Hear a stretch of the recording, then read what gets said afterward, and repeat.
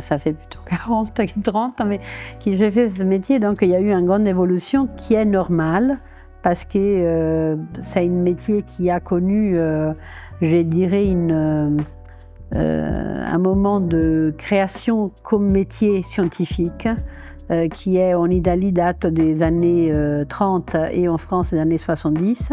Avant, c'était quelque chose qui était plutôt considéré comme un travail que les peintres faisaient quand il n'y avait pas de création, et donc c'était un travail un peu esthétique. On en est loin aujourd'hui, c'est-à-dire c'est devenu vraiment quelque chose de très scientifique. C'est maintenant un restaurateur diplômé d'État, c'est un bac+5 avec des écoles à concours où il faut avoir un double profil scientifique et avoir une sensibilité artistique.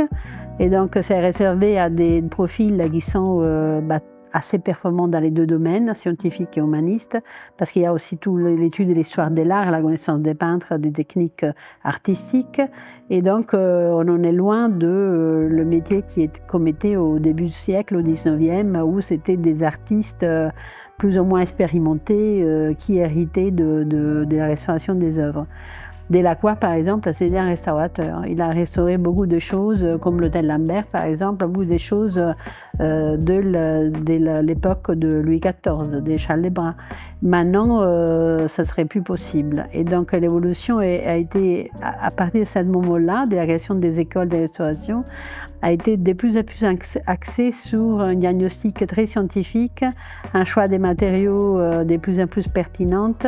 Et donc aujourd'hui, la préparation des gens qui sortent des écoles, il est très vaste en fait. Très vaste, avec une accélération dans toutes les choses scientifiques pour tous les découvertes qu'on a parallèlement à la médecine, parce que souvent c'est des choses qui sont empruntées à cet autre domaine.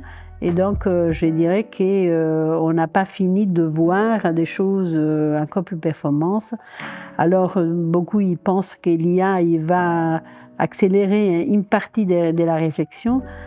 Certes, pas tout ce qui est acte physique sur les tableaux qui pour le moment est inimaginable de confier à qui que ce soit autre qu'une personne, mais tout la diagnostic scientifique, il a un essor très important, et je pense que dans les prochains 20 ans, on va comprendre beaucoup plus que maintenant sous les œuvres d'art.